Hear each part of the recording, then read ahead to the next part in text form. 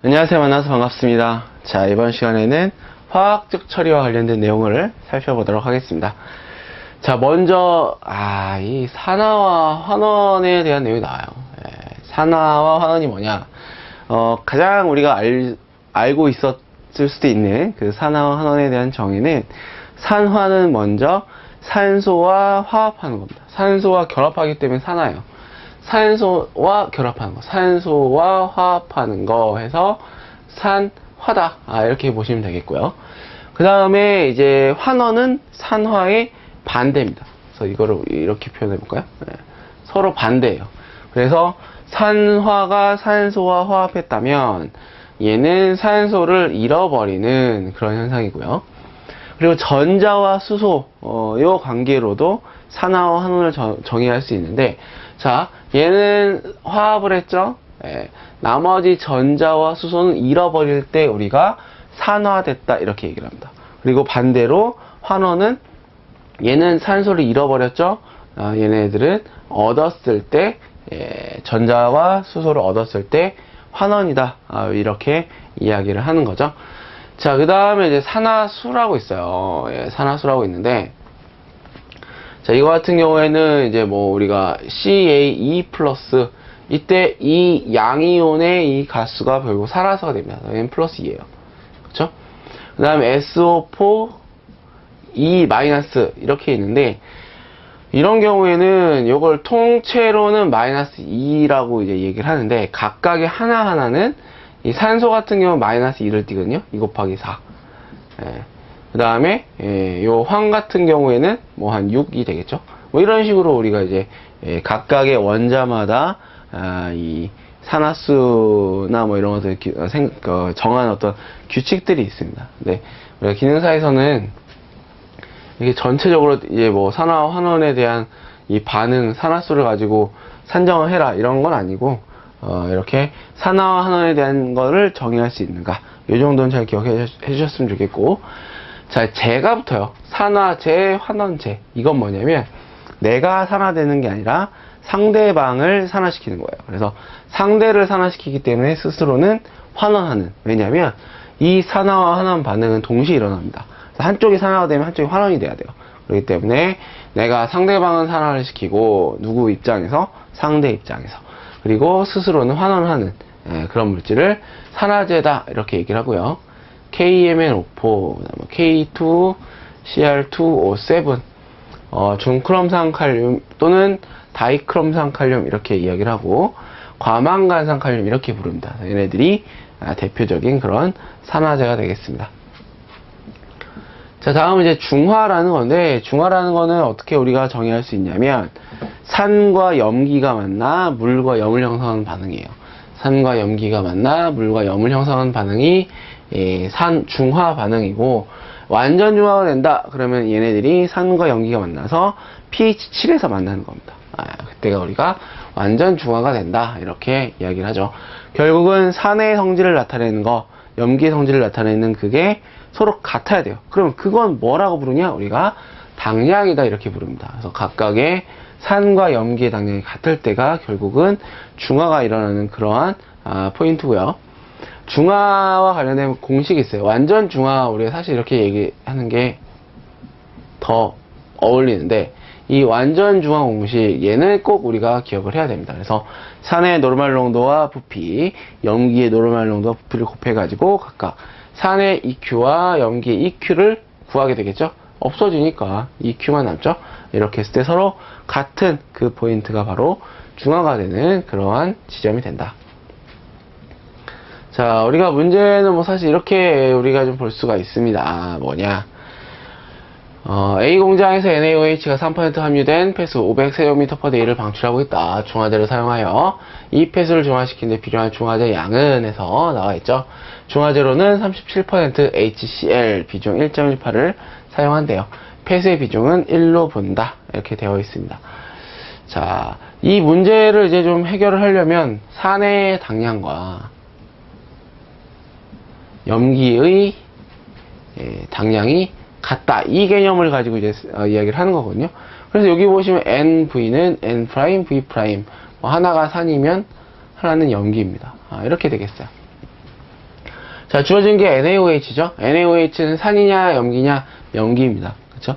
H가 아니기 때문에 OH를 갖고 있는 알칼리성의 어떤 시약이죠. 3%가 있대요. 3%. 자, 그리고 얘는 비중이 NaOH의 비중은 안 나와 있어요. 이런 경우에는 3%를 그대로 먼저 가지고 옵니다. 자, 퍼센트 어떻게 우리가 얘기할 수 있냐면 그램 퍼 100ml 이렇게 얘기할 수 있어요.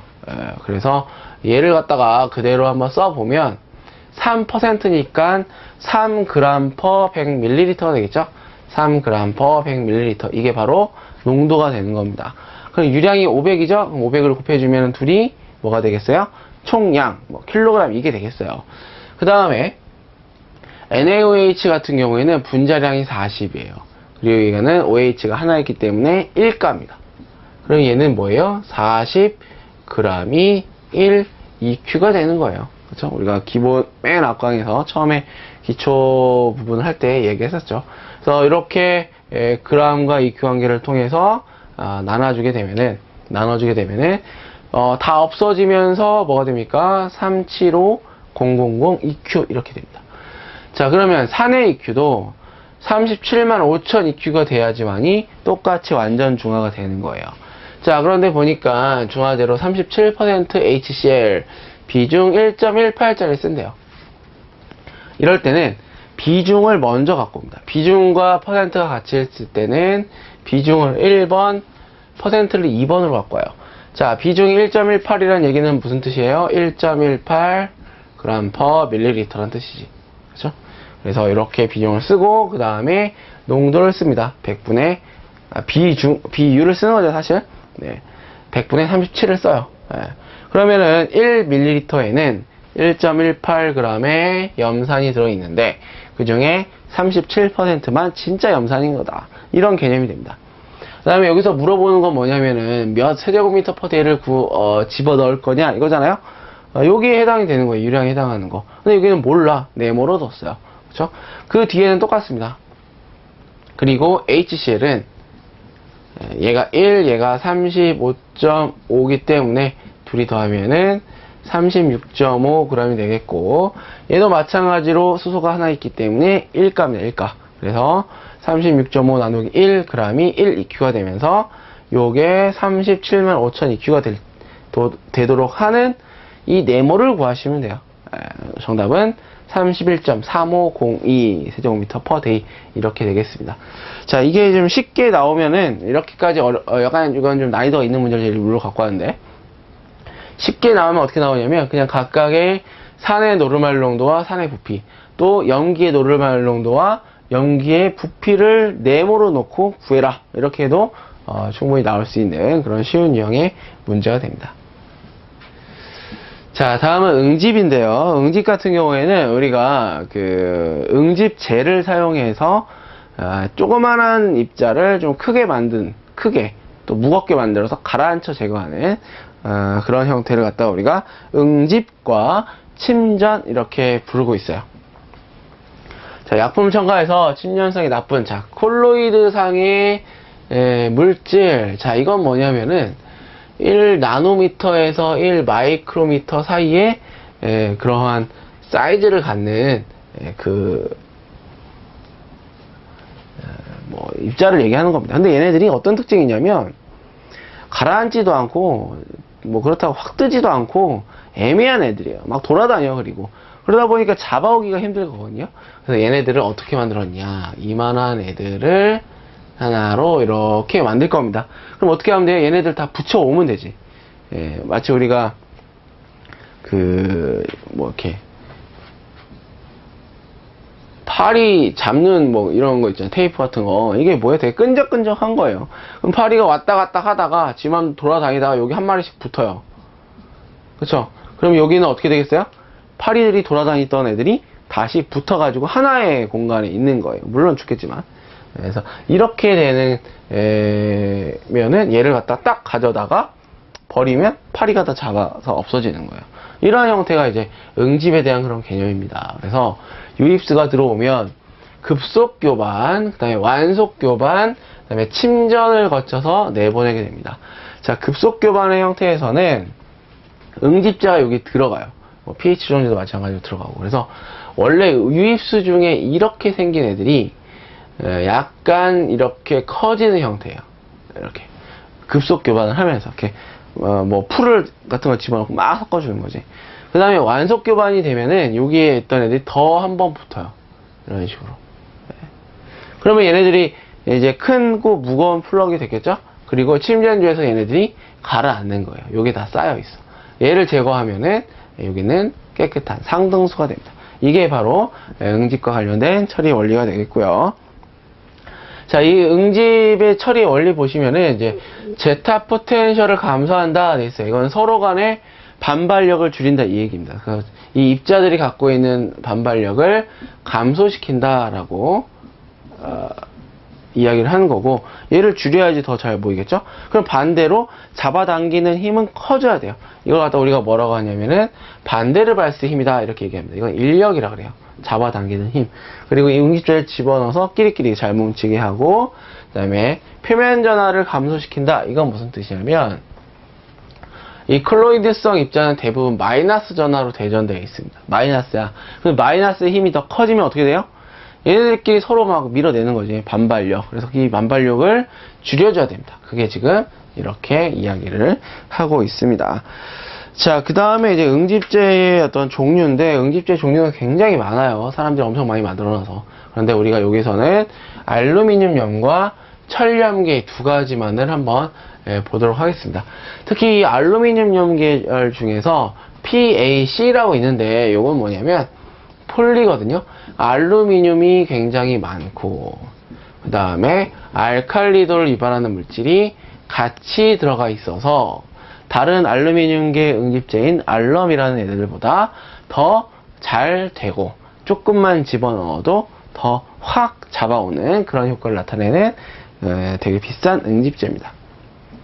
뭐 그렇게 비싸진 않아요. 네. 자, 그래서 알루미늄염계 응집제 특징 한번 보시면은, 야, 얘는 어떻게 생겼냐? Al2SO4 3 하고, 여기에 이제 숫자가 좀 들어가는데 수화물의 형태로 이렇게 붙어 있어요. 그러면 내가 필요한 건 뭐냐면 얘야, 얘. 여기 물 속에 들어가게 되면은 쪼개집니다. 어떻게? Al3 플러스로. 자, 아까 우리가 콜로이드성 입자는 어떤 상태로 대전되어 있다고 했어요? 마이너스로 대전되어 있다고 했어요. 그래서 마이너스와 플러스 3개나 있네? 얘네들이 잘 만나는 거예요. 자, 그 다음에 SO4가 물속에서 돌아다니게 되면은 어떻게 되냐면 pH가 내려가게 됩니다. 즉 얘는 얘가 많아지면 많아질수록 산성이 돼버려요. 자, 그런데 이 알루미늄계의 응집제들은 좋아하는 pH 범위가 있습니다. 얘는 4에서 8이에요. 그러면은 얘가 계속 집어넣게, 왜 안 되지 하고 계속 집어넣게 되면은, 계속 pH만 내려가고 처리가 안 되는 거죠. 이런 경우는 어떻게 해야 됩니까? pH를 올려줘야 돼요. 그래서 아까 위에서 보셨는지 모르겠지만 pH를 조정하는 그 약품을 또 집어넣어야 되겠죠. 자, 알루미늄염 응집제는 우리가 보통 알럼이다 뭐 이렇게 많이 얘기를 하는데, 독성이 없고 대량 주입하고 시설을 더럽히지 않는다, 싸고 그 다음에 부식성은 없다, 그리고 취급이 용이하고 이러한 특징이 있고요. 하지만 단점으로 우리가 pH 폭이 좀 좁아요. 철염 같은 경우에는 이제 뭐 4에서 12 이렇게 얘기하는데 얘는 좀 좁고, 그 다음에 이제 플러그이 이제 철에 비해서 가볍죠. 알루미늄이 더 가볍잖아, 그렇죠? 가볍고 침전이 잘 안 되기 때문에 응집 보조제를 집어넣습니다. 그리고 겨울에는 온도의 영향으로 효율이 저하되는 그런 특징을 갖고 있게 되겠습니다. 철염 응집제 특징, 이건 뭐 별거 아닙니다. 이 응집제 안에 방금 말씀드린 것처럼 이 Fe2가 들어있는 거예요. 요게 이제 들어있으니까 철은 알루미늄보다 무겁죠. 그래서 굉장히 조금 더 무겁기 때문에 잘 제거가 된다, 이렇게 볼 수가 있고, pH의 범위가 4에서 12까지 좀 넓은 편이다. 자, 이렇게 알칼리성까지 가게 되면은 이 물속에 녹아있던 이 망간 같은 경우가 pH가 올라가게 되면 용출됩니다. 튀어나와요. 그러면은 이 응집자를 만나가지고 가라앉게 되는 그런 현상도 가능하다. 이 철은 우리가 그렇잖아요. 철이 그냥 공기 중에 냅두면은 썩죠. 시뻘겋게 변하잖아요. 그런 것처럼 철 응집제를 물속에다 이렇게 풀어버리면은 이 색도를 유발할 수가 있다라는 단점이 있게 되겠습니다. 자, 그리고 앞에서 잠깐 뭐 말씀드렸는데, 이 콜로이드의 어떤 특성을 알아야지 이 응집제를 좀 잘 적용을 해서 우리가 처리를 할 수 있는데, 이 콜로이드의 잠깐 특성을 한번 보시면은 얘네들은 굉장히 작은 사이즈의 크기를 가지고 있고, 전하 대부분 마이너스 음전하를 가지고 있어요. 자, 브라운 운동이라는 걸 하는데, 이 브라운 운동이라는 건 뭐냐면은 그냥 지 마음대로 돌아다니는 겁니다. 막 어디로 갈지 몰라. 막. 이런 것들을 이제 브라운 운동이다 이렇게 얘기하고요. 틴들리 현상을 나타낸다. 자, 이거는 산란하는 현상입니다. 뭐냐? 빛을 우리가 이제 뭐 이렇게 암막 커튼이라고 했잖아요. 쫙 있는데 살짝만 제끼면 빛이 한 줄기 쫙 집에 들어옵니다. 그러면서 먼지가 반짝반짝거려요. 이런 걸 우리가 빛의 산란 이렇게 얘기하는데, 이 콜로이드성 물질도 이런 것들에 대한 성질이 있고요. 자, 이 콜로이드가 가지고 있는 힘이 세 가지가 있습니다. 이 세 가지 힘이 평형을 이루면서 지가 막 돌아다니고 있는 거예요. 그게 뭐냐? 중력, 인력, 청력, 이 세 가지 힘이 평형을 이룹니다. 그래서 이 세 가지 힘을 적절히 조정을 해서 또 가지고 있는 음전하의 양을 좀 줄이고 뭐 이런 것들을 거쳐서 콜로이드를 제거하는데, 이 콜로이드를 제거하는 네 가지 메커니즘이 있습니다. 이중층의 압축, 이온 흡착에 의한 전하의 중화, 침전물에 의한 포착, 입자 간의 가교 형성, 이렇게 얘기를 해요. 그래서 이 네 가지도 꼭 기억을 하시길 바랍니다. 자, 그 다음에 콜로이드의 종류에는 두 가지를 우리가 좀 볼 수가 있습니다. 그게 뭐냐? 이 소수성이냐 친수성이냐, 요게 좀 달라져요. 그러니까 물이랑 친하느냐 물이랑 친하지 않느냐에 따라서 응집제 사용량이 좀 달라지고 합니다. 자, 소수성 콜로이드라는 얘기는 물과 친하지 않아요. 사이가 안 좋아. 같은 공간에 있는데 서로 사이가 안 좋으면 둘 중에 하나는 어떻게 되겠습니까? 빨리 나가려고 하겠지. 그래서 굉장히 누군가 외부의 어떤 얘에 민감합니다. 이 염이 결국 뭐냐면은 우리가 뭐 Al2 뭐 이런 개념이에요.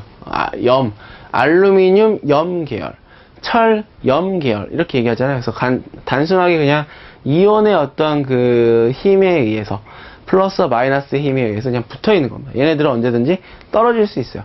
그 떨어진 애들이랑 나중에 알루미늄과 굉장히 친하다. 그래서 조금만 집어넣어도 다 제거가 될 수 있어요. 응집제 소요량은 적은 편이고, 자, 얘 같은 경우에는 이제 틴들 현상이 크다 이렇게 얘기할 수 있는데, 뭐 쉽게 얘기하면 지 마음대로 막 이렇게 입자들이 좀 돌아다닐 수 있습니다. 그러니까 쉽게 얘기하면 우리가 세안제 있잖아요. 세안제를 예를 들면은 거기에 스크럽이라고 이제 알갱이 같은 게 있는 게 있거든요. 걔네들은 내가 쫙 깔아놓고 하나씩 골라낼 수 있죠. 뭐 이런 형태가 뭐냐면은 소수성 콜로이드, 현탁 상태로 존재한다 이렇게 얘기하고, 서스펜션 상태다 이렇게도 이야기합니다. 그래서 그런 게 소수성 콜로이드의 어떤 특징이고요. 반대로 친수성 콜로이드는 뭐냐면은 물이랑 친해요. 그래서 얘네들은 그냥 같이 둘이 있는데, 물이랑 같이 있는데 친해. 얘를 데리고 오려면 굉장히 많은 응집제나 뭐 더 많은 어떠한 매력적인 것들을 갖다 줘야 돼요. 그렇지 않고서는 잘 따라오지 않습니다. 제거하기가 조금 더 어렵겠죠. 염에 둔감하다, 즉 민감하지 않다 이렇게 얘기합니다. 민감하지 않다. 자, 응집제 소요량이 당연히 많아지겠죠. 그리고 유탁 상태로 존재한다. 에멀전 상태라 그래요. 에멀전 상태. 자, 우리가 우리가 이제 세수하고 로션 바르죠? 로션 뒤에 이렇게 딱 보시면 뭐라고 되어 있냐면 에멀전 솔루션 이렇게 되어 있습니다. 그래서 그게 바로 친수성 콜로이드에 해당을 합니다. 자, 그래서 이렇게 소수성 콜로이드냐 뭐 친수성 콜로이드냐, 응집제는 이렇게 몇 가지가 있고 콜로이드 성질이 이렇구나 하고 나서, 그래? 그럼 얘 콜로이드 내가 제거해야 되는데 이 특징은 이렇고, 그 다음에 얘 뭐 응집제 이렇게 있는데 내가 이거 가지고 내가 써야지 하고 그냥 가지고 가가지고 막 갖다 붓냐, 그거 아니라는 얘기예요. 어떻게 하냐면 이 내가 처리해야 할 폐수를 조금 갖고 와봐서 실험이라는 걸 합니다. 테스트를 해요. 그게 뭐냐면 바로 자 테스트 이렇게 얘기합니다. 이게 이제 우리가 자 테스트 한글로 이렇게 보는 거거든요. 이 자 테스트는 뭐냐면, 자, 똑같이 생긴 이러한 뭐 비커라든지 뭐 여러 개 있는데 3개만 해볼까요? 이렇게 되겠고요. 여기에 이렇게 교반기가 뭐 물양 똑같은 뭐 양을 이제 넣겠죠. 교반기가 하나씩 달려 있어요. 그리고 여기 조절할 수 있는 어떤 그 장치가 있는데, 여기는 뭘 조절하냐면은 시간과 RPM을 조절합니다. 즉, 이 교반기의 회전 속도와 타임을 조절한다, 이 얘기예요. 자, 그럼 각각의 뭐 폐수 시류량을 딱딱딱 넣고, 여기에 응집제 1, 응집제 2, 응집제 3, 3개 이렇게 따로따로 넣어줬어요. 그러면 시작합니다. 섞어줘. 처음에는 어떻게 교반하냐면, 응집제를 집어넣고 나서 급속 교반해야 돼요.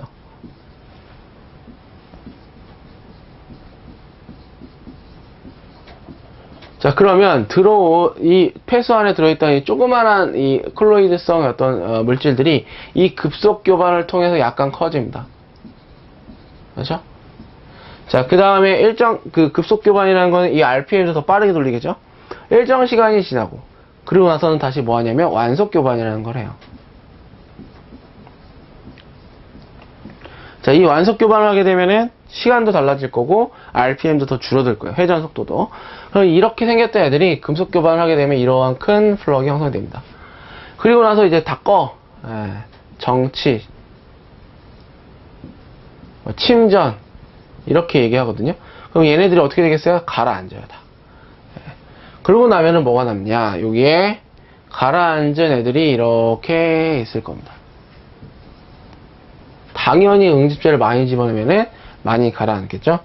자, 그런데 보니까 얘는 안 돼. 왜? 이 상등수가 내가 원하는 목표 수질이 아니에요. 그럼 이거는 쓸 수 없는 거야. 그쵸? 2번이랑 3번 내가 응집제를 2개 넣었을 때, 3개 넣었을 때는 괜찮아. 통과했어요. 그런데 나는 뭘 선택해야 돼요? 나는 얘를 선택해야지. 왜?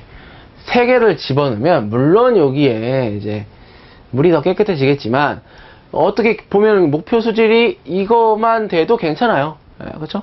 얘를 선택하면 어떻게 되겠어요? 얘는 비용이 올라갑니다. 왜? 약품비도 올라가, 슬러지 처리비도 올라가, 이래요. 그렇기 때문에 이렇게 간단하게 실험을 해서 나는 이걸 선택할래. 그러면은 이 유량에 대한 농도가 나오죠. 이걸 갖다가 실제 공정에 대입을 하는 거예요. 이걸 갖다가 우리가 뭐라고 하냐면 자 테스트다, 이렇게 얘기를 합니다. 이렇게. 자, 그래서 우리가 중요한 건 뭐냐? 이 자 테스트의 목적, 응집제의 종류와 투입량을 결정하는 데 사용을 하고요. 그 다음에 응집제를 주입을 하고 급속 교반, 완속 교반, 정치, 침전, 상등수 분석, 이렇게까지가 순서다라는 것도 같이 기억을 해주시고, 급속 교반과 완속 교반 앞에 설명드린 것처럼 어떠한 일들이 여기서 일어나는지도 같이 기억을 하셔야 돼요. 그래서 뭐 3번과 4번은 한번 뭐 참고로 완속 교반과 뭐 순서와 어떤 인자들에 대한 내용인데, 이런 내용도까지 이런 내용까지 한번 쭉 보시면 되겠습니다. 그래서 이 자 테스트의 목적과 뭐 순서, 그다음에 내용들 잘 정리를 하셔서 결국은 이게 그대로 응집 처리 시설의 어떤 그 시설로 이어지게 됩니다. 거기도 마찬가지로 응집제를 주입하는 시설, 급속 교반하는 시설, 완속 교반하는 시설, 정치하는 시설, 유출되는 시설, 이렇게 세팅이 돼 있어요. 자, 이렇게까지 해서 응집과 관련된 내용까지 한번 살펴봤는데, 이번 강의 여기까지 해서 마치도록 하고 다음 강의 이어서 뵙도록 하겠습니다. 감사합니다.